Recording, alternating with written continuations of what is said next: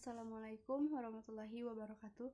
Perkenalkan, nama saya Ayu Siti Afifah Ramiro dari kelas PAI 4B.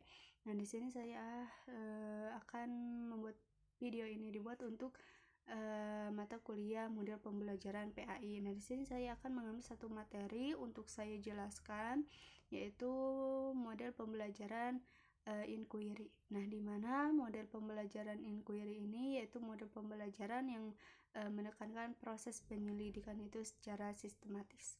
Nah, jadi model ini menekankan kepada keaktifan siswa gitu dalam mencari informasi, menganalisis data, dan juga yang menarik kesimpulan gitu. Nah, kemudian dalam model pembelajaran inquiry juga peran guru itu bukan hanya sebagai pemberi informasi atau hanya sekedar ceramah saja, namun di sini guru itu berperan sebagai fasilitator dan pembimbing dalam proses pembelajaran ketika dilaksanakan. Nah, kemudian model inquiry juga ini menekankan bahwa ya siswa ini menemukan sendiri konsep atau jawaban dari suatu permasalahan tersebut gitu. Nah, ada pula tujuan dari model pembelajaran inquiry ini, yaitu diharapkan untuk meningkatkan kemampuan berpikir kritis peserta didik itu. Kemudian juga melatih kemampuan memecahkan masalah, karena kan nanti gitu ketika proses itu ya yang akan memecahkan suatu permasalahan itu yaitu si anaknya sendiri gitu. Kemudian menemukan rasa ingin tahu gitu dan mengembangkan kemampuan bekerja sama antara teman gitu. Nah, karena ini berpusatnya itu pada peserta didik, maka dalam proses pembelajarannya itu ya akan membutuhkan kerjasama suatu tim atau kerjasama kelompoknya gitu. Nah, ada pula karakteristik dari model pembelajaran inquiry ini, yang diantaranya itu ya berpusat pada peserta didik itu sendiri gitu kan. Kemudian yang kedua itu mengembangkan kemampuan berpikir ilmiahnya dan menekankan proses pencarian informasi. Nah, ketika disajikan suatu masalah itu, nah peserta didik itu akan mencari informasi itu dengan sendiri gitu ya di sumber-sumber lain gitu. Nah, kemudian menggunakan masalah nyata itu sebagai bahan pembelajaran. Jadi masalah-masalah yang di lingkungan gitu, misalkan masalah nyata itu akan dijadikan sebagai bahan dalam proses pembelajaran. Nah, guru juga itu berperan penting gitu dalam pembelajaran ini ya sebagai pembimbing belajar peserta didik tersebut. Nah, mungkin ada beberapa langkah-langkah atau sintaksnya, yaitu yang pertama itu ada orientasi terhadap masalah. Kemudian yang kedua itu merumuskan masalah. Selanjutnya itu menyusun hipotesis atau dugaan. Kemudian mengumpulkan data, informasi gitu dari berbagai sumber, kemudian menguji hipotesis atau menguji ya dugaan awal itu, kemudian menarik kesimpulan. Nah, di akhir itu menarik kesimpulan. Nah, jika saya contohkan atau terapkan dalam suatu pembelajaran, misal pada mata pembelajaran IPA. Nah, misal guru memberikan suatu permasalahan mengenai banjir yang terjadi misalkan di lingkungan atau di sekitar sungai, misalkan banjir yang terjadi di sungai.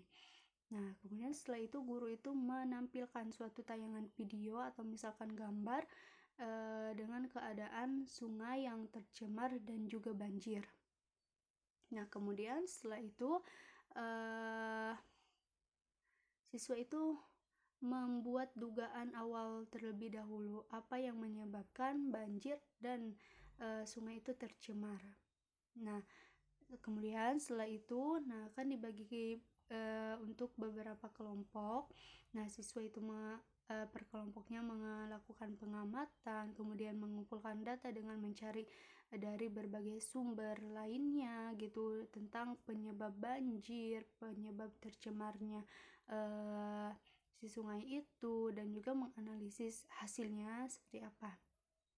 Kemudian setelah itu, misal nih tadi dalam dugaan awal penyebab dari banjir itu misalkan banyak orang yang membuang sampah.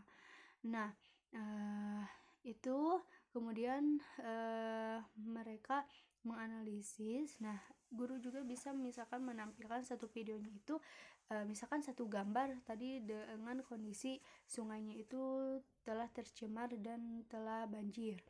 Nah, kemudian guru bisa menampilkan atau menayangkan sebuah video dengan sebelum sungai itu banjir, ada beberapa orang yang membuang sampah sembarangan, ada orang yang menebang pohon di sekitar sungai itu secara sembarangan.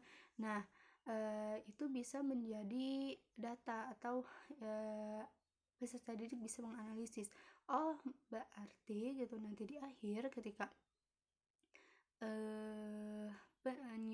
menyimpulkan gitu dari hasil analisis mereka, nah dapat diambil atau dapat menjadi hasilnya bahwa penyebab dari banjir dan juga tercemarnya lingkungan sungai itu karena banyak orang yang membuang sampah sembarangan ke sungai, banyak orang yang menebang pohon di sekitar sungai dengan sembarangan. Nah, itu menjadi penyebabnya. Kemudian setelah itu guru yang berperan sebagai pembimbing itu menekankan kembali gitu, menjelaskan menjelaskan itu, menekankan bahwa memang penyebab dari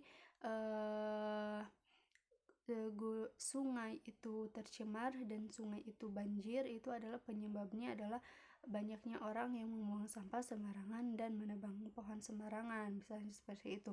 Nah, maka itu telah terjadinya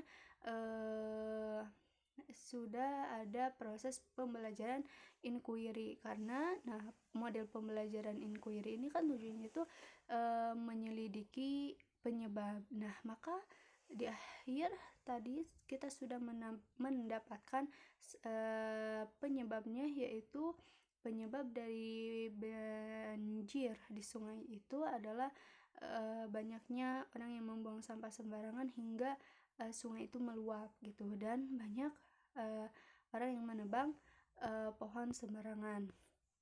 Nah, kemudian ada mungkin itu penerapan dalam pembelajaran inquiry. Nah, kelebihannya dari model inquiry ini bisa meningkatkan keaktifan belajar karena setiap anggota kelompok itu pasti mempunyai tugasnya masing-masing, kemudian mengembangkan kreativitasnya gitu. Kemudian bisa melatih si anak itu menjadi berpikir logis dan juga kritis gitu ketika menghadapi atau membaca suatu permasalahan atau persoalan. Nah, pembelajaran itu juga akan lebih bermakna karena langsung gitu melihat di lingkungan sekitar gitu si permasalahannya itu. Nah, ada pula gitu kekurangan dari model inquiry ini, yaitu ya membutuhkan waktu yang memang lebih lama gitu, tidak bisa dengan waktu yang singkat itu gitu. Kemudian guru itu ya harus memiliki kemampuan membimbingnya yang baik gitu. Jadi dari gurunya pun ya memang harus sudah mempunyai kemampuan. Nah, tidak semua materi juga cocok menggunakan model inquiry ini gitu. Jadi guru itu harus bisa memilih materi mana yang cocok gitu. Nah, ada pula manfaat dari inquiry ini, yaitu ya hasil belajarnya itu akan meningkat gitu. Pembelajaran itu lebih bermakna, kemudian siswa itu akan lebih aktif bertanya gitu kan. Karena prosesnya itu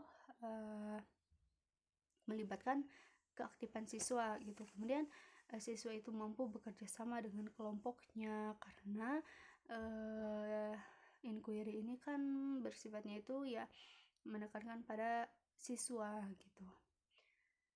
Kemudian kemampuan berpikir kritisnya juga akan lebih baik gitu, dengan ya karena mereka itu saling berdiskusi gitu, saling menukar pendapatnya. Nah, motivasi belajarnya juga akan meningkat karena akan terlibat langsung dalam menemukan pengetahuan. Nah, mungkin pemahaman saya dicukupkan sekian. Mohon maaf. Wassalamualaikum warahmatullahi wabarakatuh.